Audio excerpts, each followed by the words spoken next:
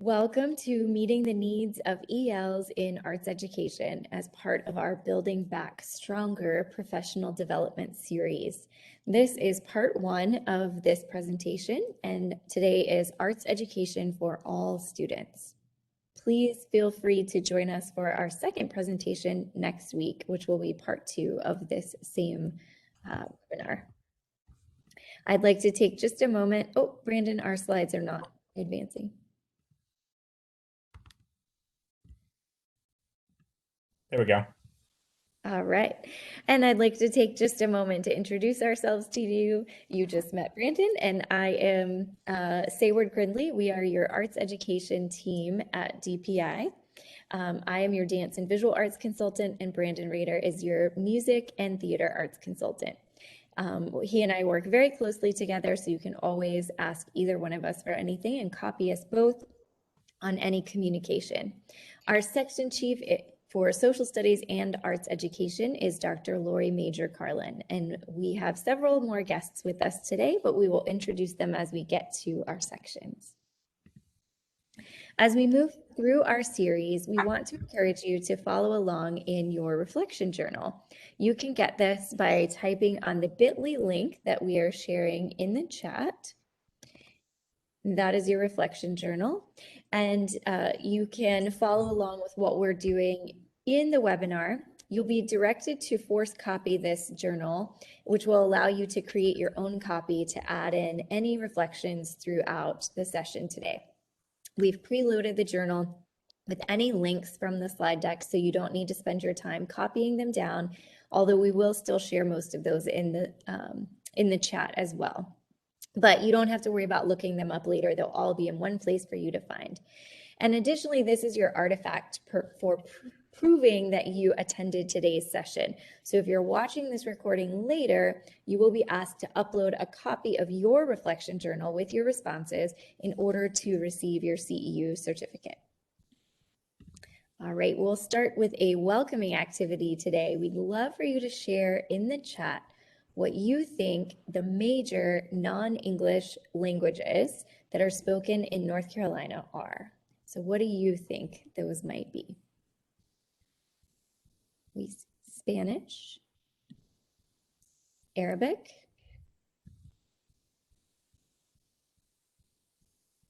Wow, they've already gotten the first two.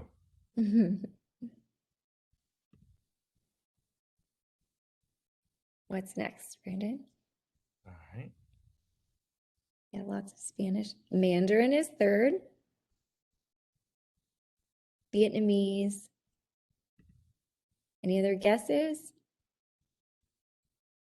Hindi.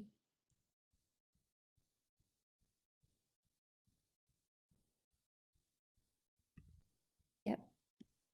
So big news, there are at least 334 different unique languages spoken in the homes of public school students across North Carolina as of October of 2020. So 333 different languages. That is quite a bit. I will say at my own children's elementary school, they had over 70 home languages just at the one school. So it's quite a range that we are reaching. So our presentation goals for today and our next webinar together, so across these two webinars, our goals are to help you understand who English language learners are, understand how WIDA supports content standards, explain why it's important to support ELs with tailored supports for arts education specifically, and identify further resources and share success stories from across the state. Today, we'll be covering the North Carolina Teacher Leadership Specialist Standards 3 and 4. You can take a look at what those are. We have a link there. They are linked for you as well. And our North Carolina Professional Teaching Standard 2.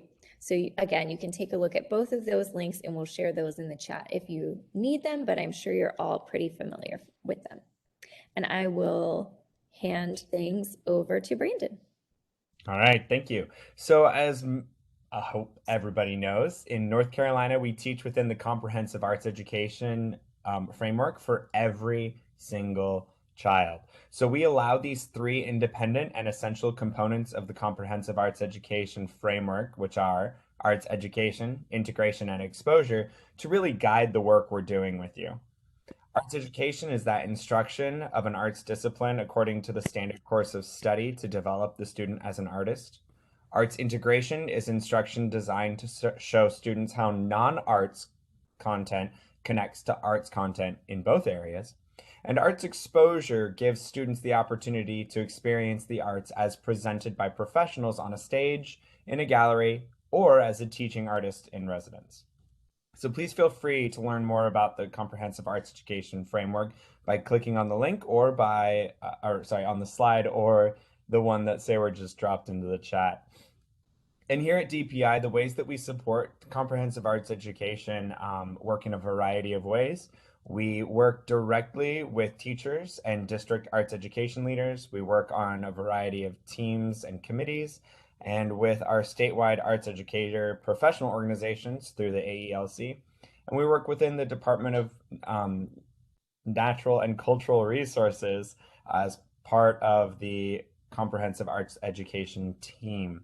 And please let us know what we can do in any way to help support your teachers. The best way to keep in contact with us is by making sure you are signed up for our listserv. This is the listserv link for the entire Department of Public Instruction, so you can click any listservs that might interest you. All right. So we know and we acknowledge the fact that this time is incredibly stressful for our educators in North Carolina. And it's specifically for this reason that we've decided to focus on developing arts education leaders at the district level to build capacity in their arts education programs so that they can build them stronger at the end of the pandemic. So in order to develop our district leaders, we know it is important for the PD leader to make the transfer of art or to arts education from any standard education resource, instead of trying to place that burden on the arts educator to make that leap, especially when presenting a new topic or one that might meet resistance. Asking that educator to make that leap or interpret the content might be beyond their capabilities and cause a lot of frustration. So we want to encourage you to start with your interest in this topic. What brought you here today to learn about English learners? Is it to increase the pool of students that you can recruit from? Is it going to improve your students' quality? Is it going to open up funding resources? Will it encourage collaboration? So the primary intent of this process is to deliver professional development that is applicable, content-driven, and timely. But the secondary intent is to have those arts educators see how different topics in different areas of education are equally as applicable to them as any other content teacher. And over time, you will model how to apply that arts ed filter to professional development, and they will learn to do it themselves. All right. So we wanted to talk a little bit more about the name of our series, which is Building Back Stronger. So if we want to take a look at how to do that, at the end of this webinar, we hope that you will be able to look at the data of students enrolled in your programs and see who is enrolled, and see if the data says that your district should be re-examining any of its marketing or needing to overcome any perceived barriers to arts education program. These are just some of the ideas that our speakers today have shared with us about how they've done that in their programs. All right. To really explain who English learners are and what they need, we are going to have the experts share with you. Our guest speakers are Ivana and Zatli, who are the Title III and ESL program consultants for DPI. So at this time, I'd like to welcome them and let them take it away. Thanks, Brandon. Guys, it is so exciting to have the opportunity to talk to you today, to share some things about our English language learners and about the English language development standards. I'm Ivana Manthor Anderson. I am one of 4 ESL Title III consultants here at DPI. My focus is on EL program quality, and I service the western part of the state, but all of us work with everyone. And with us also today is Thank you, Ivana, and thank you for this invitation. Sadly Stocks, and as Ivana was saying, I'm one of the ESL Title III consultants. My area is L program quality, and I support the regions in the east of the state. And I think I can continue with this slide. So before we start talking about the standards and how we can incorporate some teaching practices to support these students, we wanted to help you understand what English learners, what's the definition of this term. And we use it because the federal government used this term in the Title III of the Education Law, and we're going to show you the different links so you can access if you're curious and you want to read more about these definitions. But on the slide, you see the 4 main items that schools take into consideration when they're identifying students that are English learners. So it's their age. So you see students that are in the school system, either in elementary or secondary school, and also students who were not born in the US. And there are some other specific details that maybe when you are in the classroom and you receive the student, you don't have to take that. You don't have to go and look and dig and find out because the student has already been identified. And we also have some other terms that we use and you will learn as we talk about the standards, and one of those is multilingual learners, and it's the way we see our students, our English learners, from an asset perspective, in which we value that they have different languages that they speak at home or any other situations in their lives, not only at school when they're learning the academic language and English language. So we go to the next slide. We'll see, I was telling you that the students are identified, and maybe when you get them in your classroom, they are already labeled as English learners. And there is this process that we have across the state to support this process. And we have all students upon enrollment, they complete a home language survey, or HLS, which you might be familiar with this. And then once they complete this and they inform the school that there is another language they use at home or they have been exposed significantly, and not just for example, they watch some cartoons on TV or they have a friend that speaks the language, but it's that they speak the language or they are exposed significantly in this other language, then they complete the form, and then the school goes and identify the student. There is a screener, and this placement test, it screen the student in 4 language domains, in speaking, reading, writing, and listening. And then they said, okay, the student needs support, extra support, to be able to access all the academic content and the different activities in the school at the same level as their other peers. So then when they complete the placement test, either the screener or the WAPT, then they have every year need to complete an assessment so they can show their progress with the language. So once they're identified, every year they take this test and they show that they have improved their language proficiency. And maybe when they have the exit criteria, which in North Carolina is 4.8 in this assessment that goes from 1 to 6, then they exit the program. So this is something that they do, and you might be familiar because you might have a student in your class, and then teachers come and say, we need this student for the access test, and then they need to complete maybe in 1 or 2 sessions this assessment. And then every school, when they review their home language survey, they have screened their students, and they enter their information in Power School that submit all their data. Then they report every year in the first semester of the year, usually in October. By the end of October, they submit this report that we call the October L headcount. And then with this data, if we go to the next slide, you can see we collect the information about the number of English learners in our public schools. Then you see the different data that we have since 2002 until 2020. I think our last data from last year is being approved. And this is a report. Schools submit the report in October, we review it, and then we submit it to General Assembly in December. and then it takes a little time for us to make public all the information, because we identify the number of students in the schools that are English learners, but we also see the languages that we have represented in the state, because we have some students that don't speak only one language. For example, in the case of kids that come from Africa that might speak sometimes one kind of English, but they also have a dialect that is, they might speak Wolof or Urdu, any other dialect plus English that is the one they're learning now.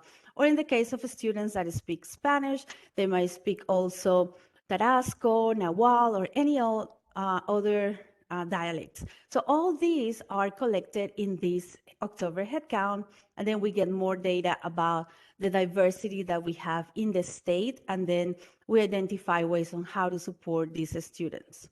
So I'm going to invite Ivana to talk a little bit about the policy and what is it that we need to do to support these students from the state level and based on the federal guidance. Yeah, so I'm actually going to jump in and share.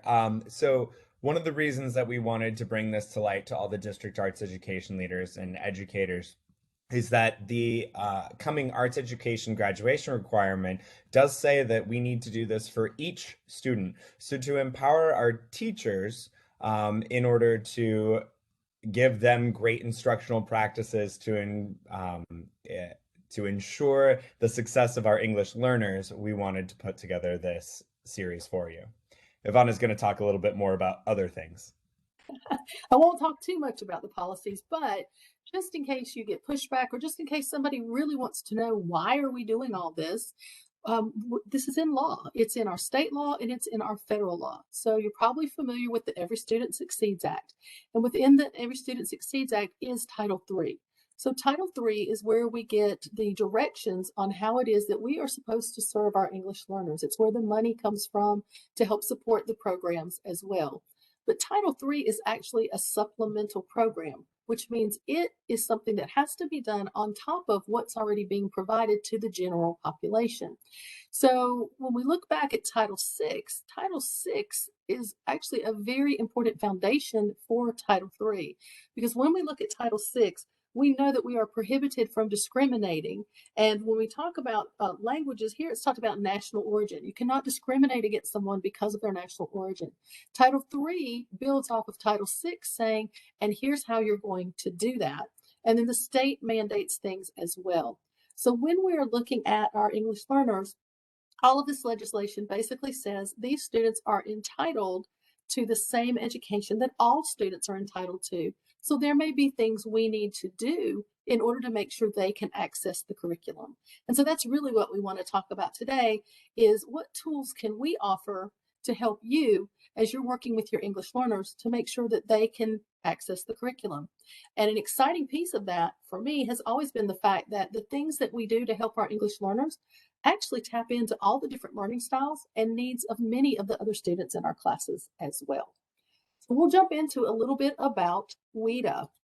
So WIDA is a consortium of states that has come together in order to test and create our standard course of study. One time way back in the history of North Carolina, the test was not really tied to the standard course of study. North Carolina created their own standard course of study. And with all of the changes in federal regulations, the opportunity to be part of a consortium where we actually have quite a voice in helping to determine what goes into our standards and how we support them was very powerful for North Carolina. So we did join way back in 2008, but in March of 2021, we approved the newest edition of the standards, which is the 2020 standards, and we call them the North Carolina English Language Development Standard Course of Study. I know that's a handful. If you're familiar with them at all, our standards are a little bit different than the standards you see for most other content areas. So if you look at the graph at the bottom of the page, these are the standards. Standard 1 is language for social and instructional purposes. Standard 2, language for language arts. 3, language for mathematics. 4, language for science. And 5, language for social studies. So it's a very general approach at one level for looking at the fact that in all of these content areas, we need to be working on specific language tied to those content areas. Standard 1, if you see in the graph, is woven into all of those other standards and to any other standards like we'll be talking about with arts education. So if you go on to the next slide, we'll show you a little bit more about the full standards framework. So when you look at that slide with just the standards, it's like, okay, what do I do with that? So the standards framework is designed to help us go more deeply into what we can do with that, from something very broad, like the standards at the top of this graph, all the way down to our proficiency level descriptors that we'll be talking about a little more later. So if you look, first we have the standards that we just showed you. The key language uses, we're going to go a little bit deeper into in the next few slides. The language expectations, which we won't really talk about much today, look like the standards that you are used to. But when you think about educating our English learners, if we had a, I call them dot nomenclature standard for everything that we were doing, we would have reams and reams of books. And so there's a lot of strategies that we can use when we're looking at these language expectations and looking at what is used most in certain content areas. And we'll explore that part a little bit later as well. And then the proficiency level descriptors, we'll be looking at the different proficiency levels of our English learners and what they can do at that point. And it's a phenomenal way to help our teachers really have something concrete to help them as they're planning the supports and the lessons as they're working with English learners. So next slide. Yeah, I'll take this one. So one of the things that we think about constantly is how art is communication, right? That is really fundamentally what we are doing through art. So we express ourselves when we create or perform art, and we interpret another person's art when we view it or we participate in it somehow. And so we're actively doing both of those things when we are dealing in arts classrooms or experiencing art. In the arts education classroom, we also have instructional language that is really part of creating, presenting, responding, and connecting those experiences of art. So we want to really think about how important that instructional language is in addition to expressing and interpreting. So where does that leave our English learners? Well, basically, again, we were talking about instructional language. So those are several different pieces, right? We have our everyday language that we're using to teach, and students are understanding what it is we're wanting them to do in the classroom as a whole. And then we have that cross-disciplinary language that we're using within the whole school, and then the technical vocabulary that is very content specific. So your everyday language will be your greetings, hello, how's it going? You're going out into the hallway, the bathroom, where you sit, and then cross-disciplinary across the whole school, and then our technical or content specific vocabulary. So Brandon's going to talk a little bit more about this.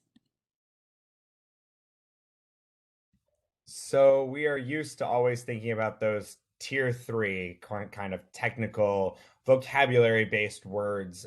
And here's a picture of our Italian words that we use in any of our art forms that use music, right? We're always intent on teaching those words, but we need to remember that there are also students who may not have those tier 1 everyday words or those tier 2 analyze, interpret sort of language. How do you compare and contrast those sorts of words as well? We need to be mindful of.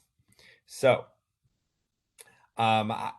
we use language in 4 major ways. In Ivana's graphic a second ago, we saw that the standards envelop that whole structure. The key language uses is the next step, more specific. And so one way that we do that is by narrating. In any content area, this might be the way that we tell stories from our personal experience, from literature, or from history. Oh, you're muted. Sorry.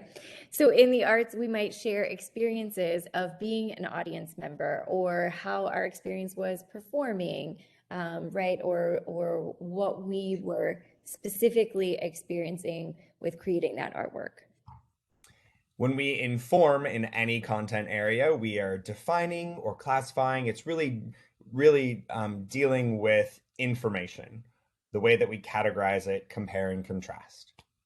Yeah, so we might compare execution of themes between artists or styles, or compare different tools that we might be using in classes, or categorize them into different groups.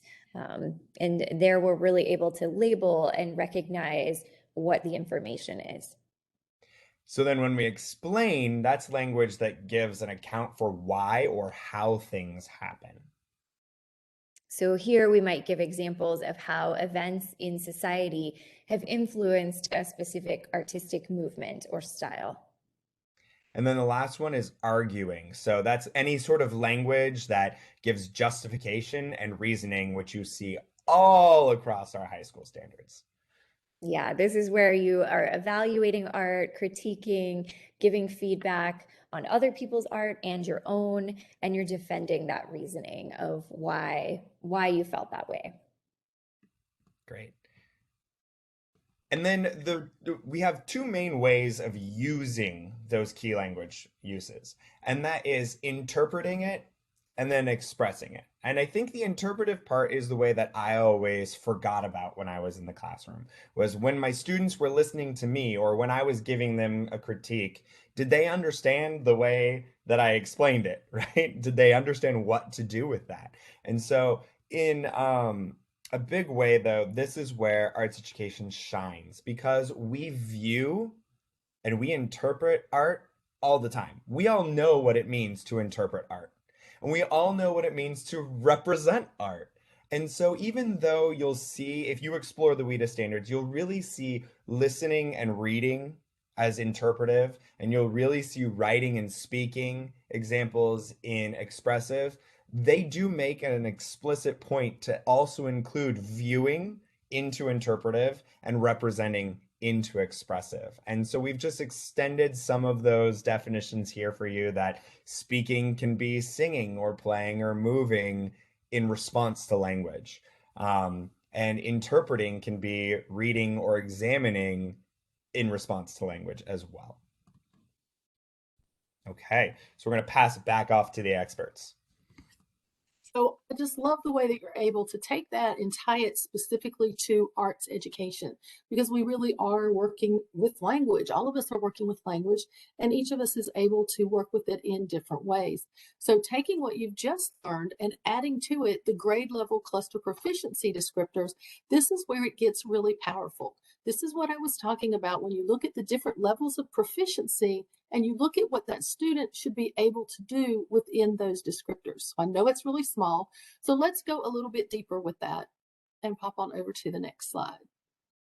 All right, we are really going to zoom in, but before I make the slide you just saw even bigger, I want to get some thoughts from you. So be ready to type in the chat box.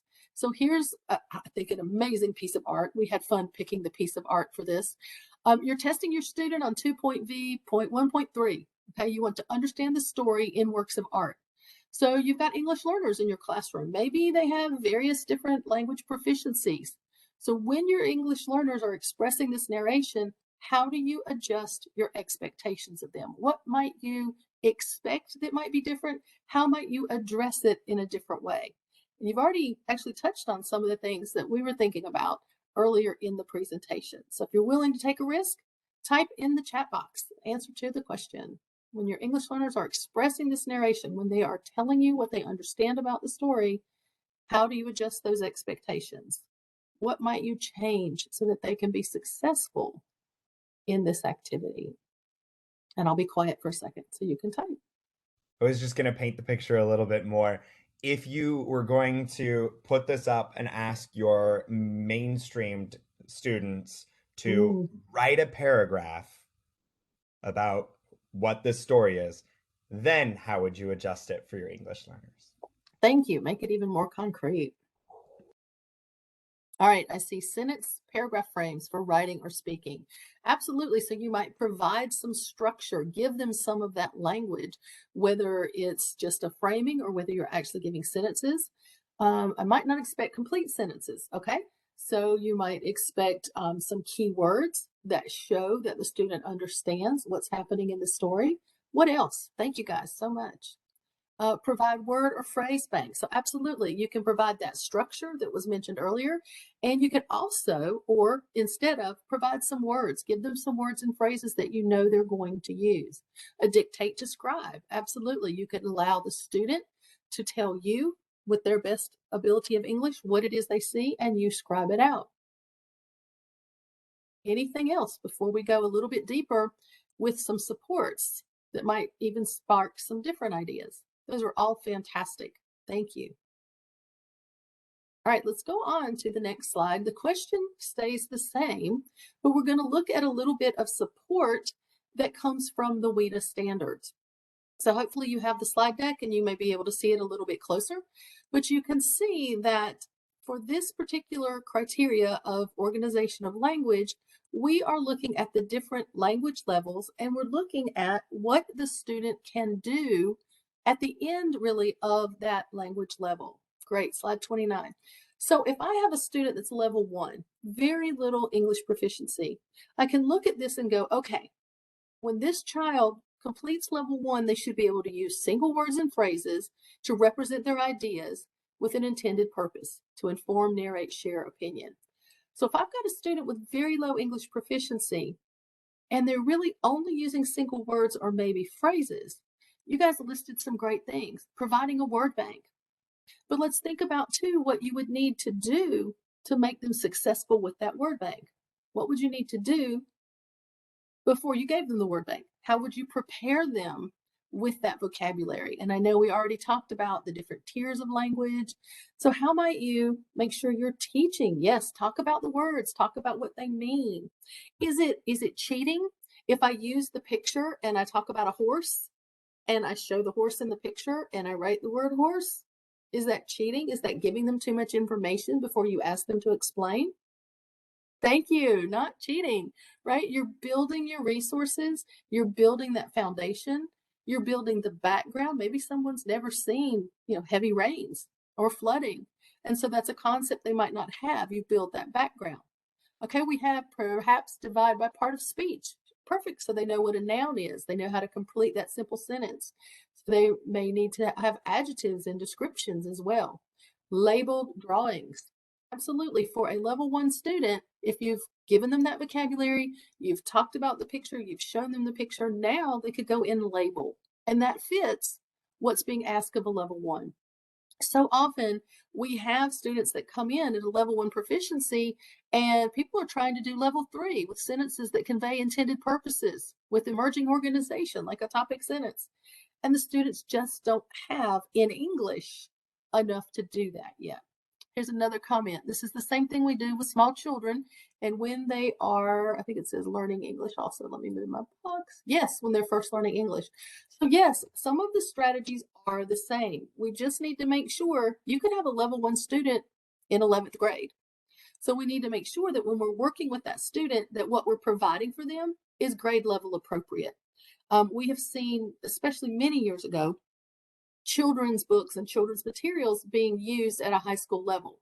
Now, I'm not saying never do that, but I'm saying there are ways that we can convey the same things in a way that is more appropriate to that particular age group. So when you get up to level 4 and level 5, sometimes it's easy to think, oh, they've already got that. Or you have a student who you hear them talking in the hallway or outside, they're just talking, and they've got that social language, and you expect them to do the same thing in the classroom with this more technical language. And so that's something to pay attention with too. So look at a level 4. So level 4 is short text that conveys intended purpose using predictable organizational patterns. So maybe they are copying the way they've seen other things written. With a level 4, they're not going to be able to do what a level 6 is, where they're really using different genres and specific words.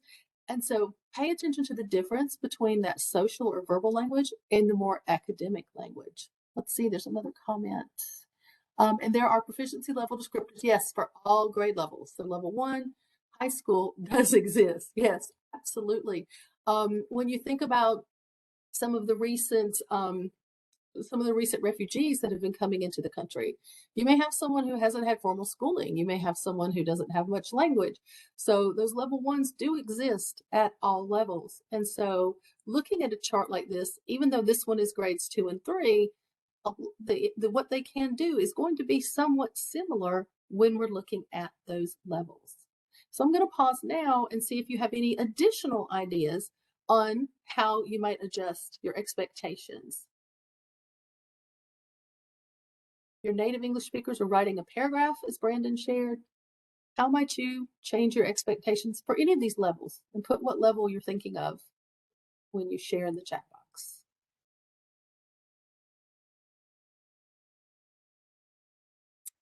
Allison says, yes, high school levels, you might also use home language as a support, and that could be done in any classroom where that's available. You can have peers helping each other if the teacher has that language. We always want to be careful when we're using the home language not to let that become the crutch. So there's a point where the home language can really, really be powerful. Like if you're trying to explain something and you know they can do it, and you're able to explain it in their native language, boom, and then let them really show what it is they need to do. There are times for it, but we also don't want it to be a crutch. Ah, yes, allow illustrations and or graphic organizers. So let the student draw for you what they see happening in the picture. Yeah, especially if they're labeled too. So we've got a response to that one. If they're labeled already, let them draw, let them add the words. Fantastic. So I can tell that your wheels are really spinning. You're thinking about ways that you can do that. I want to go back to what I said earlier about often these strategies help all students. So often teachers think about, oh, but it's going to take more time. Think about the different learning styles in your classroom. Maybe you have a native English speaker who really isn't a good writer, but is a fantastic drawer or is a fantastic storyteller and can do the dictation to scribe. So giving different options doesn't just need to be for your English learners, because we don't want to just necessarily point them out, right? So you also have to think about how do you add these different structures.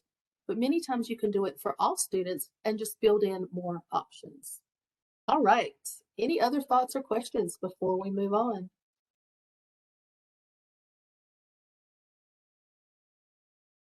All right, Zatley, I think it's back to you. Okay, Ivana, I just love that graphic. I keep looking and going like, oh, what else can we do? Because you can do so much with this. And if you are collaborating with other content area teachers, then if you talk to science, like how can the students describe the image in a narrative that is an oral story, or if they're already at the level of writing, it's like, what can they say about it? How is the weather like? And they talk about it. What is the texture of the soil? What is happening? And if you're working on social emotional learning and you see the characters in the image and you say like, what is happening? And then they start talking about it. And when you talk about refugees, Ivana, this image might be very meaningful for some of them, because they might be like, they look like they are in a hurry, that they're packing and leaving because maybe the weather is getting bad. And those stories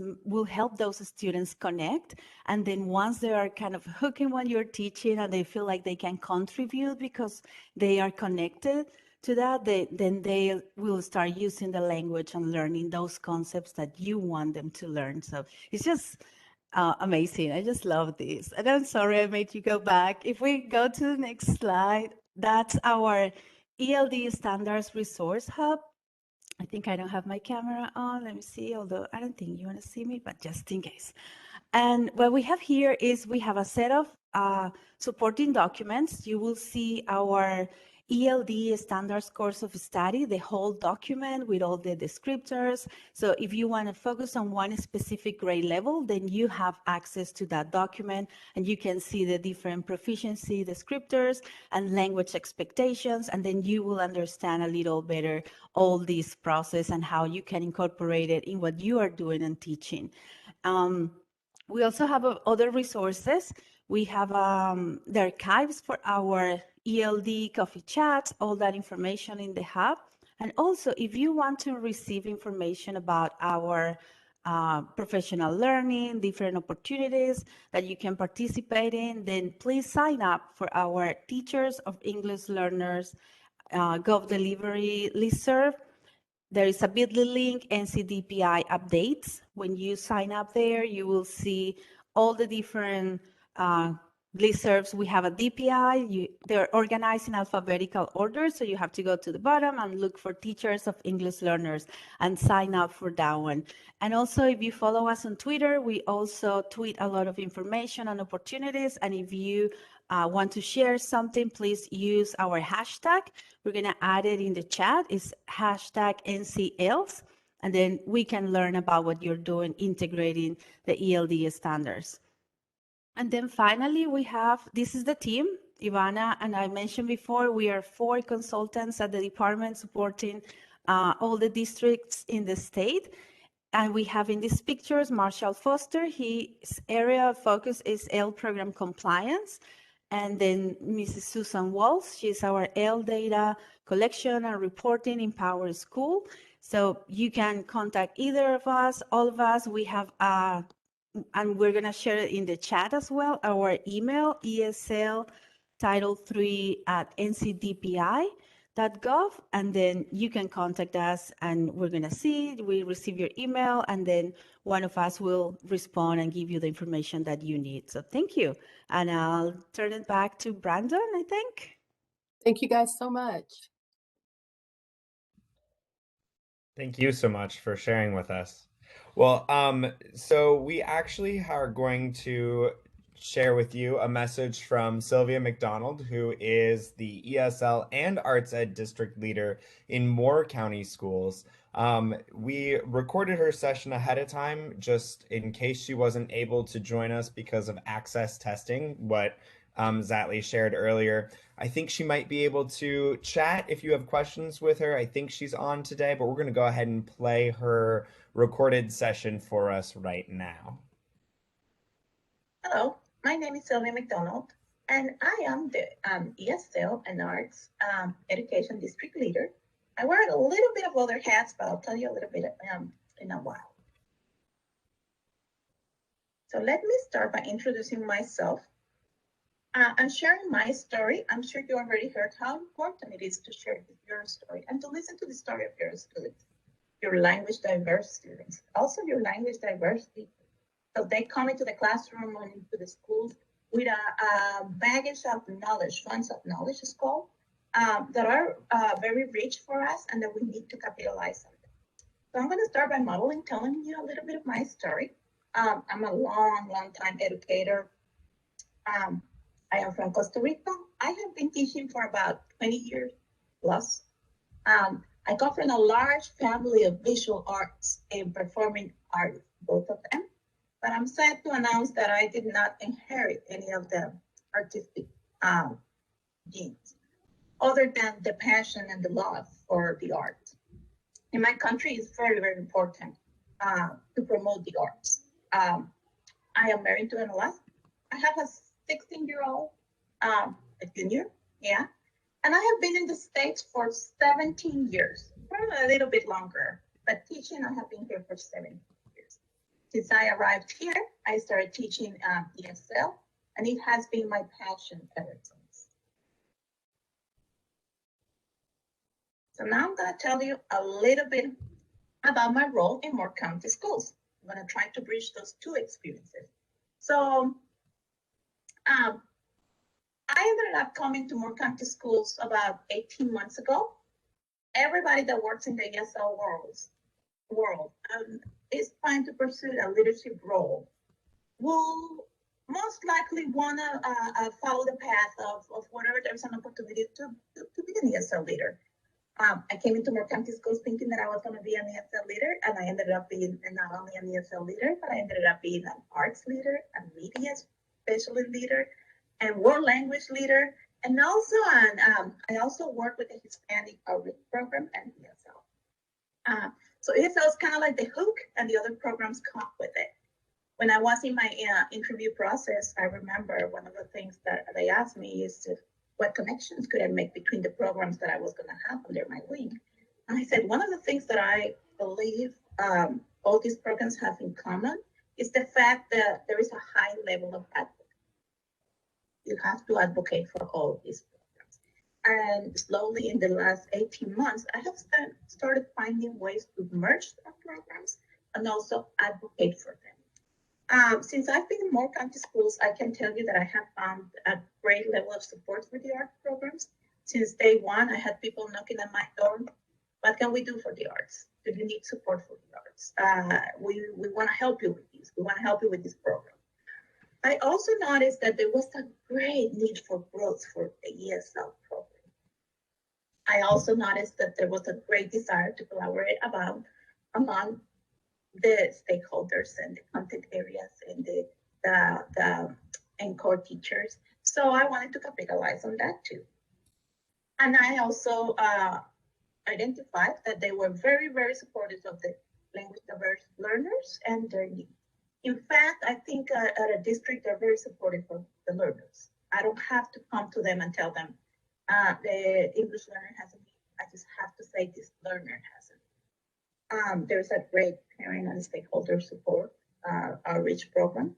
So I decided to merge all that, and among all the many hats that I have, when you get lemons, you make lemonade. So I said, okay, now I have all these programs here together. What am I gonna do with it? With that in mind, I'm gonna tell you a little bit about my background because building background is very, very important in the ESL world. So what is my experience with the arts education world? Okay, I'm gonna put it like this. In my 17 years of teaching experience, I had zero experience with the arts education world. And yet here I am, a district leader. However, I knew I could advocate. I knew I could represent their needs. I knew I could hear their voices and I could bring it to the people who can actually promote change. So I decided to incorporate actually my experience from the ESL world out into the art. And from that, I was a high school ESL teacher for 6 years. So I may be talking a little bit more about my high school experience, but I'm gonna try to broaden to the whole entire world of arts. I wanna start by saying that all teachers are teachers of English, regardless of what we're teaching. Even Spanish, in the Spanish world, we're still teachers of English. We always needed the English language term. And the beauty about English is that we are always learning new vocabulary. Even when we are, and we think we are native speakers and we know it all, there are content words that we don't know. For example, if you go to the mechanic might tell you a few words, they're like, what's that? I have to fix that. What part? You're a native speaker and you don't know what that part is. We're always learning English. Being in that world as an ESL teacher, I noticed that students were placed in the arts classes because they felt that that was like an easy class, right? They felt that they could be put in there while they learned the language. But the arts teacher was never given the tools to help this learner. So while being at a high school, I started promoting, provide support to these teachers, right? Let's remember that English diverse learners are gonna come into our classroom whether we're ready or not, right? So we need to be mindful of that. What tools are we giving our teachers to meet the needs of English learners in the classroom? Most likely at the high school level, a newcomer that recently had arrived into the classroom is going to end up in a visual art class because they think the teacher is just, right? I say the word just with a lot of care. They say they're just gonna be drawing. It should be okay. They forget that the curriculum is so loaded with academic language. So we need to give this teacher those. And again, I mentioned that they receive very little support. Okay. Also, another thing that I noticed is that ESL students do not get access to all the programs. So for example, I saw a lot of misrepresentation in the band program or in the orchestra program. A lot of the times it was because the students didn't have interest, of course, but a lot of the times it was because the student could not purchase a new student, or because the student didn't even know they could access and register for those programs. Many times the information is not provided in the language of the home or the language of the student. So sometimes they don't even know they could be in there, right?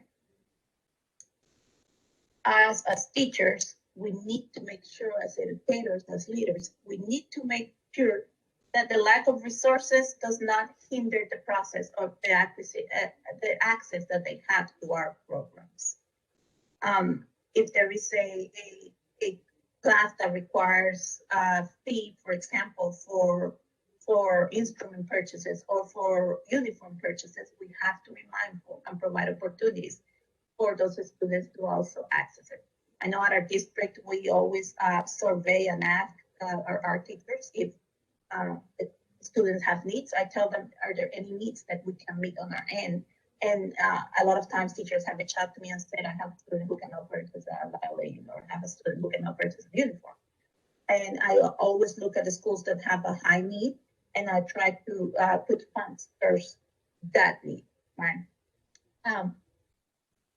Then again, I need to mention that teachers need help understanding the importance. Our teachers need help understanding the importance of teaching academic vocabulary. Very important that you're very mindful, and I know you had it earlier. It's very important that you're very intentional about teaching all those difficult words that you may assume they're simple for you, but this English learner is learning it in your classroom. So then again, bottom line for me, these 17 years, I have made a point to look and see that there is inclusion and participation. We're gonna go to our next slide.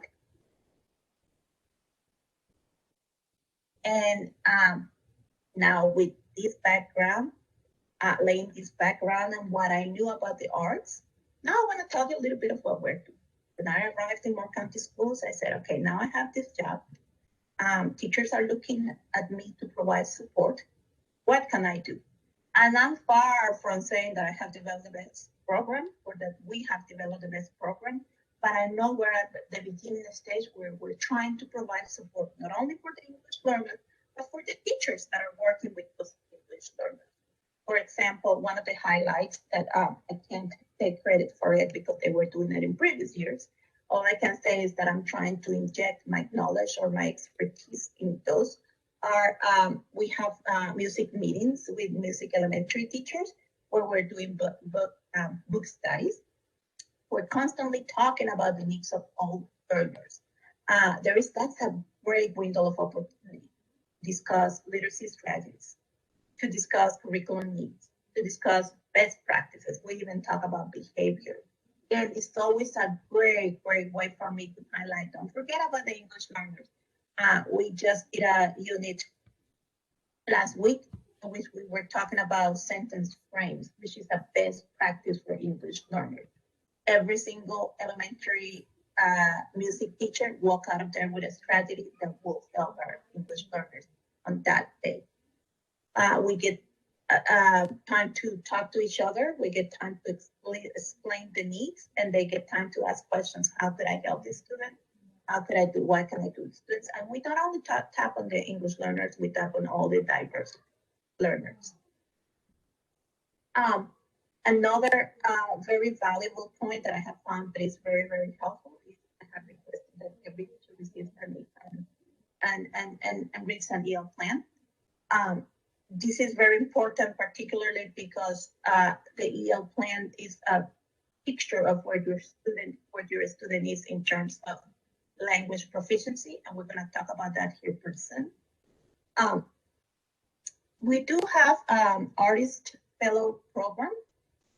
We receive about 12 fellows that come into our schools, and they provide support with the arts.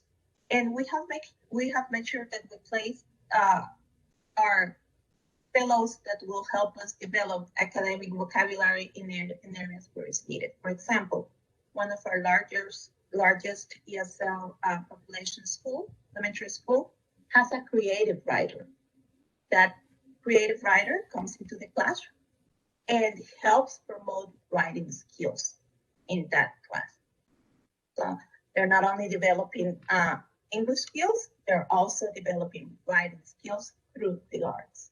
We make sure that, for example, we also have a drama teacher that comes in, and we make sure it's in a school where that teacher will develop literacy strategies during the theater drama class. We are trying to make sure that when we're recruiting, the communication is being translated. It's going in all the languages. Not too long ago, we had a meeting with our programs, with different programs. They were talking about recruiting, and I have requested it that we need to help send out communication to our families in different languages. We have an interpreter at our district that will translate all that type of documentation for any teacher that reach out to them and ask them to do so. So it's not skills. Basically, we do it in Spanish, but we try to find tools to communicate to other languages if we have the need to do so.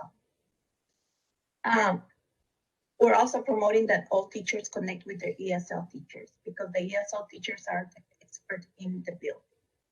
They are the ones that could instruct you and walk you through and give you best practices and tell you how to meet the needs of the learners in your classroom. And last but not least, my recommendation is always get a hold of your district leader, because they can make things happen. And if they cannot make things happen, they know the people who can. So take action, invest time trying to build capacity in the building and train the teachers. We're gonna move to the next slide, and we're gonna talk about the practical part. I already told you a little bit of what I do and why I do what I do. I do it because I have been in the field and I've seen the need and what we're trying to do in Moore County right now.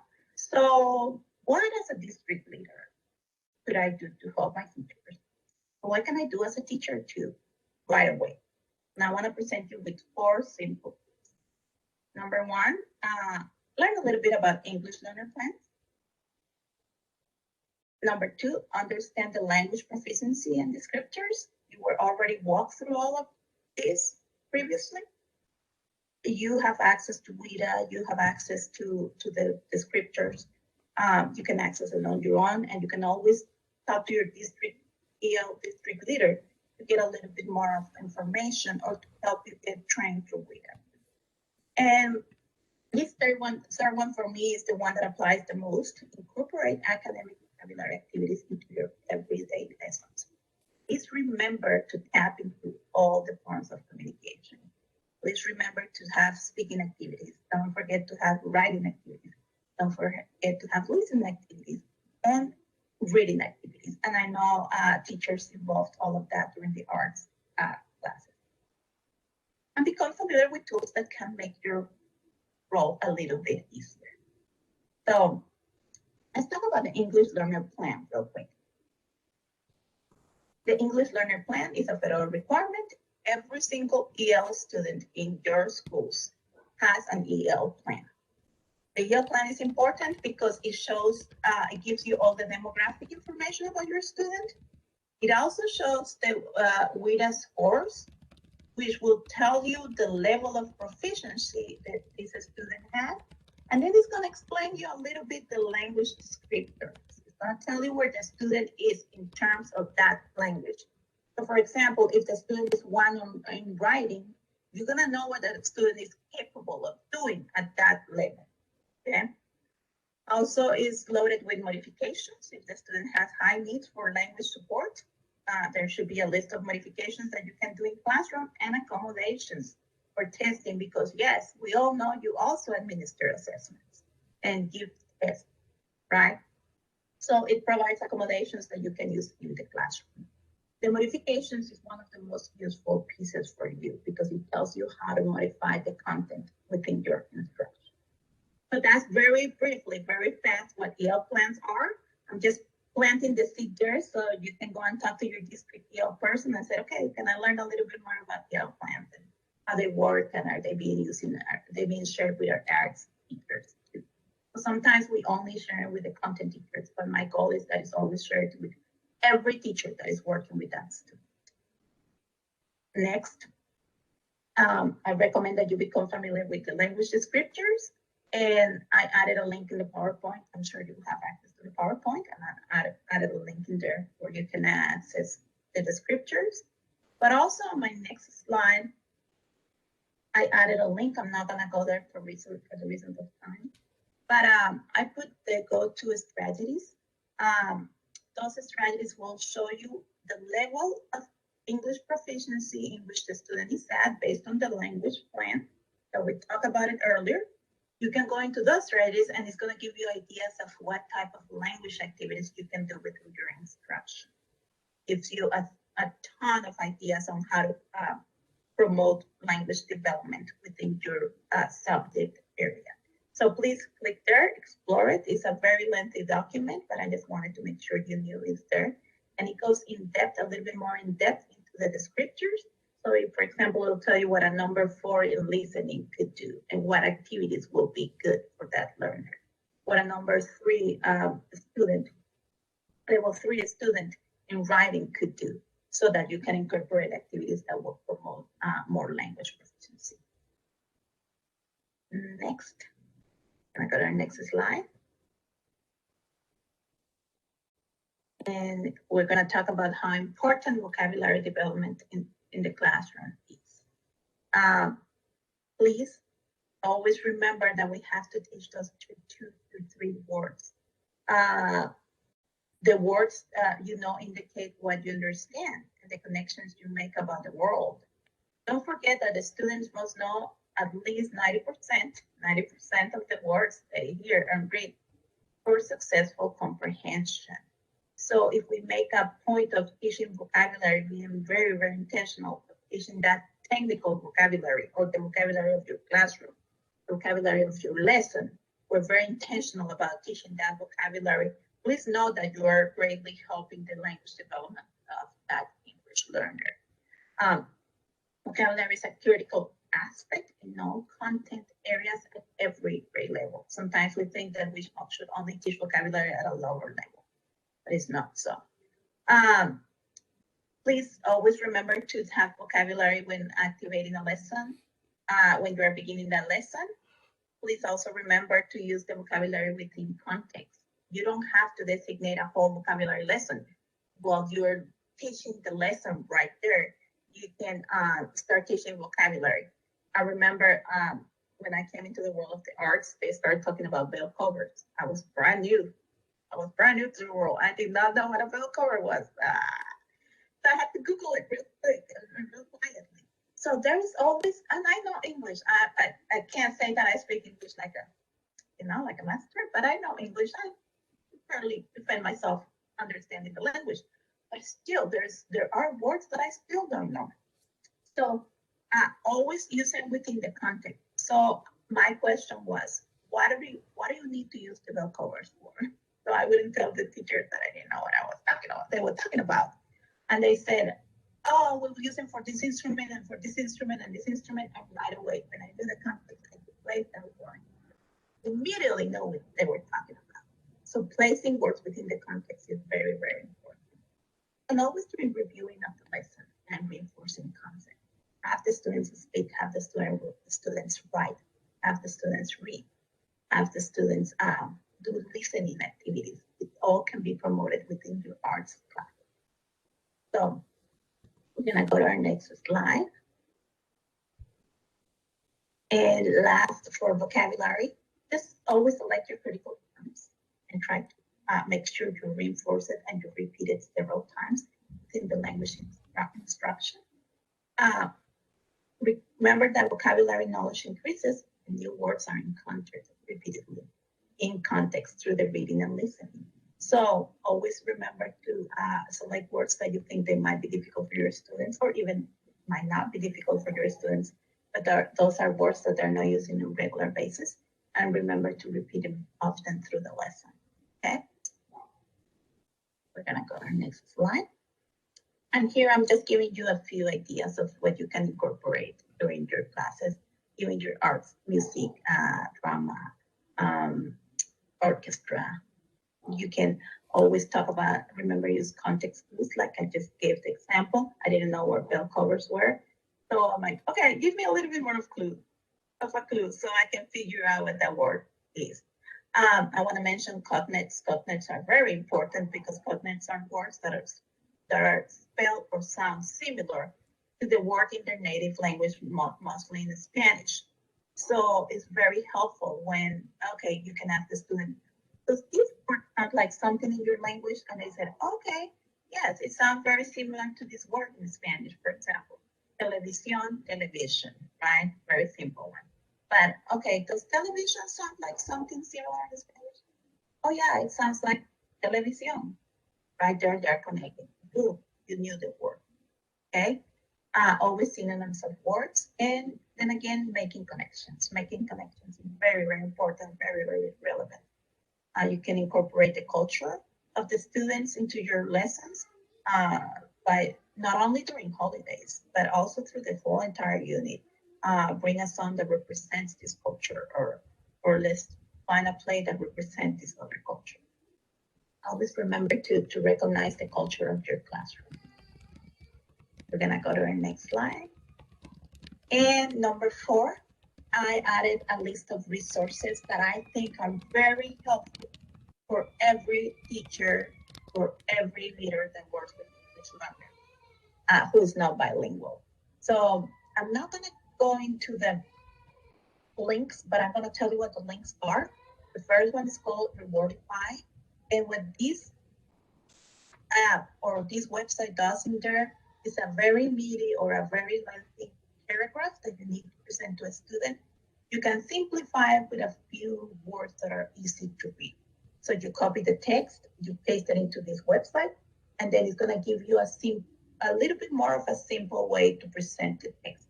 This will be very useful when you have a newcomer student who speaks very little English. It's just now emerging and starting to learn the language. So we recommend it for that. Then the read and write from Google extension. I put it in there because not too many people is aware that this extension is free for teachers. And it gives you a lot of read alouds. It helps you with Google Docs and with PowerPoints. And it helps that the students change the language, and also the students can practice pronunciation. So please click in there and explore that. Second one is free for teachers. Google Meet captions. I noticed that we have captions during this presentation, which is a wonderful tool. You know, you can change those captions also into the target language, or into the native language of the student. Google Translate app, as simple as downloading it into your phone. And if you have a new student just recently arrived, the student can open the app and the student can translate what you're saying right away if the student has a cell phone. If not, provided with iPads, we have done that too, so that the student can walk around communicating the basic skills at the beginning. Basically, is when I recommend it the most. Then captions again for Google Slides too. Talking points is mostly for communication with families, translated into different languages. Check them out. And then for content, if you needed to do anything literacy regarding commonly UCLA has articles for the arts. I went in there and I Googled it. I added a content dictionary. Please explore it too. Because you put a word, I was practicing and I put the word shallow. So it immediately gives you the definition, the language, the picture. It's really good for students who are just now learning the language, okay? And immersive reader too. Please explore it again, tap into it. Those resources are gonna be super helpful for you when you wanna incorporate literacy into your lessons. This is all for today. If you have any questions, please don't hesitate to contact me. You have my email address. I know there's so much more that we can share right now, but for the purpose of timing, I just went through the links that I have shared on my experience. I don't think I have accomplished it all, but we have work in progress. So I love to hear your stories. So please feel free to share it with us and send me an email and reach out and we can collaborate. I'm always willing for collaboration and for building capacity. Thank you very much. Great. Thank you so much, guys, for sticking with us through that video. We really appreciate it. As we wrap up, I'd love for you to share something that you have found inspiring or something that has resonated with you thus far. If you can share it in the chat. And if you have any questions for Sylvia, do feel free to type them in the chat or let us know in the chat that you'd like to ask them, and we will be happy to make time for that since she is with us now. While you're typing into the chat, I'll go ahead and talk a little bit about resources and funding that might help further your work in this area. And we just want to acknowledge that there are educators in a myriad of job descriptions who have signed up for this webinar today, from ESL and arts education teachers to school instructional specialists, arts education directors. And we wanted to share this table specifically, which comes from the 2020 WIDA Framework, which suggests how to engage in the work. So you can also take a second now to take a look at some of the bullet points shown on this slide and tell us, what do you connect with? How can you engage with this work?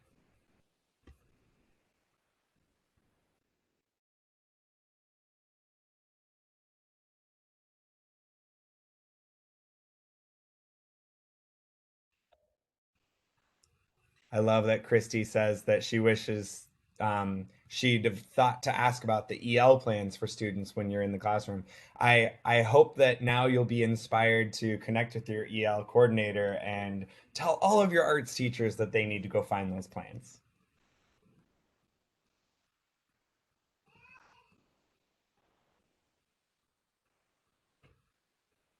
So what do you resonate with on this slide, guys? What steps can you take? Sayward and I, we live, and Zatley and Ivana, we live up on that top one where it says, I'm here at the state agency, but you guys are really in those other three.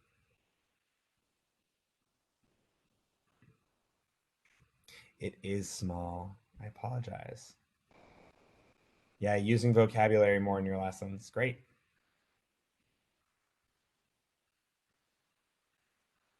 Something I really love is the idea of partnering, conducting classroom, school, and district research, or the idea of even coming to see your students in the ESL classroom or having the ESL teacher at your school come sit in your classroom and then having a discussion about ways that you might be able to increase accessibility of content for your students. Wonderful. Great. So when we were thinking about how to make or how to best present this information in a way that was actually going to be useful to arts educators, we realized what we needed to do was go through the arts education standards and make it explicit where language is actually used within the standard course of study. And so, as Sylvia mentioned, ELs are often placed in arts ed classes because they think they don't need to speak as much. However, the language we do use can sneak up on us in ways that we might not have imagined, especially around using critiques or creating artwork within teacher-specified guidelines, right? So these documents here are broken up into disciplines and are also broken up into grade level bands. And in them, they show the prominence of the language uses in different standards. We will dig more into this document in our webinar, our part 2 webinar next Wednesday. So we wanted you to have access to them now so that you can start to get familiar, take a look at them, so that when we actually take a look at them in more depth next week, you'll be more familiar with them at that point. All right, so I'm gonna hand it off to Sayward. Yeah, so now that you as district arts ed leaders have all of this information, what do you do with it? And how do you make an impact on students and build back stronger your arts ed programs? Well, we really want you to take a look at it through our original arts ed filter model that we've been trying to model in all of our webinars this year.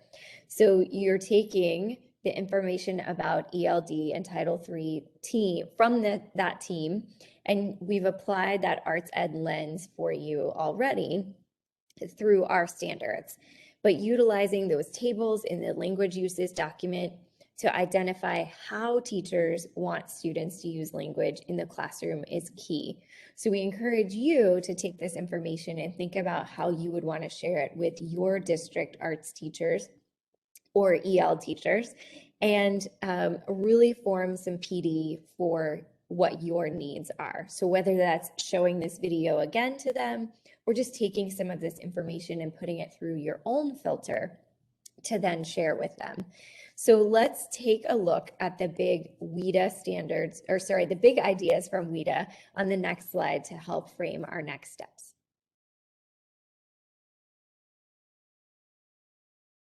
So the 4 big ideas are equity of opportunity and access, integration of content and language, collaboration among stakeholders, and functional approach to language development. So we've wanted to touch on all 4 of these areas with our guest speakers. So today, Sylvia talked quite a bit about increasing access. We'll come to that. And again, just, she already spoke on equity of access for ELs in arts education. And so she was talking specifically about how Moore County is doing that and addressing those needs, but definitely some examples of things you can take into your own district. In our next webinar, we will have 4 guests, but 3 sections that will be shared with us. Holly and Yudi will share on how they are collaborating with that collaboration of stakeholders piece by honoring native languages at Manio Elementary School. Jessica will share how she takes a functional approach to language objectives and comprehensible inputs from her Chapel Hill Carborough visual art classroom. And then finally, Anna will share how arts integration with non-arts content is a fantastic vehicle for learning for ELs in Rowan Salisbury schools. Remember that the strongest resource that you have is your EL coordinator. They train teachers how to work with ELs every day. So really tap into them as your resource of figuring out what you can do in your schools, in your departments, in your districts. They can help you be successful at using the arts ed filter and allow you to not need to reinvent the wheel. So really try to tap into them and utilize them. There are also lots of resources specifically for EL training, but this topic has been gaining a lot of traction within the arts ed community. And so there are articles that you can find related specifically to that within the arts ed professional organizations as well. So as this is not only an arts ed specific topic, funds from more than just Title IV Part A regarding well-rounded education may be used to support the development of teachers in increasing their ability to meet the needs of English learners. Title II, Title III, and Title IV, of course, are possible eligible funding sources. So definitely check with your EL and your federal programs directors to explore options if you need to train and develop your arts education teachers on how to meet the needs of your English learners. All right, and as we close out today, we have some next steps for all of our EL and arts ed directors. So as you reflect on your arts education program, again, if you are following along in your reflection guide, there are spaces for you to answer these questions. Are your English learners being included in classroom instruction, or are they being excluded, especially in the arts? Have your arts education teachers been trained or prepared to adapt their materials to include English learners? And are Title II and Title III funds available for developing arts educators for meeting the needs of their English learners? Sayward? Yeah, so when you think about how you're giving your students arts exposure as part of comprehensive arts education, consider, are English learners included in your field trips or assemblies thoughtfully? Can more be done to make sure that they're included and that they're able to participate fully? Are field trips and teaching artists prepared to adapt their materials to include English learners? Do they know how they will be teaching and what their needs in the classroom or workshop are? And is there a plan B for English learners on field trips with teaching artists, in assemblies, in concerts? We'll move on to our optimistic closure. So we'd like for you to take a moment and look at these 4 cards here, and you can answer any number of them, but we hope you answer at least one in the chat with us. But again, you may share one thing from all 4 if you'd like. But what are some gems of wisdom gathered from people or content here today? What is something from the heart and how you feel now about this work? What new ideas did you dig up from listening to today's session? Or what ideas, thoughts, or point of view grew for you? Maybe they were a tiny seed, but they've now grown. So take a moment, think about those, and please share those in the chat with us. I have to share a little bit of what's going on in the chat that I missed, and that's Holly shared that, you know, it breaks her heart to think of ELs not being involved in the arts simply because of a lack of resources or communication, some sort of language barrier with parents. And Sylvia shared, you know, about making sure that they, in her county, that students are able to find ways to rent instruments. And so, you know, there are these, there's a whole group of students possibly who aren't being recruited and kept in arts programs just simply because of a language barrier that we can overcome.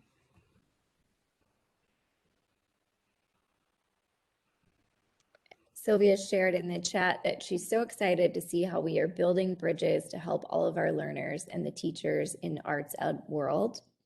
And Ivana shared she's so thrilled about this collaboration.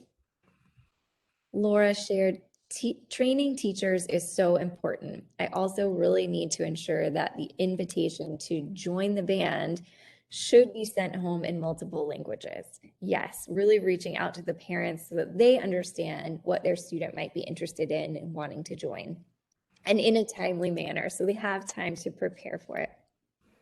Christine shared, from the heart, I feel happy that our arts programs are inclusive of EL students from many different cultures and many different language backgrounds. However, I see how I need to do a better job of providing training. That's the key for our arts ed teachers, so they are able to help our EL teachers more effectively, or EL students more effectively. I see your correction there. Great. And Holly shared, yes, and we send home everything in multiple languages. That's great. And we want to honor that everybody is starting from a different place on this. And so I'm really excited about our lineup of speakers next week because they all are entering this work from a different place. And many of us are as well. Christy, I love your honesty always. Thank you so much. And we all can just, you know, find a way to grow in this respect. All right. We thank you so much for the time that you've spent with us this afternoon. And so we want to be able to give you your continuing education unit credits for spending time with us. So please ensure that you fill out the survey that Sayward has just dropped into the chat. You can also use the QR code on the screen in your reflection journal or the link on the slide. We try to make it as easy as possible. And if for any reason you run into any problems, you can always reach out to one of us. This is our contact information, and we are thrilled to have spent an hour and a half with you. So happy to be able to give 5 minutes back to you of your day. And we hope that everybody is able to join us next Wednesday as we explore some classroom applications. Thank you so much. If anybody does have any questions, we will stick around to answer them. And thank you so much again to Ivana, Zatli, and Sylvia for being here with us today. We really appreciate it.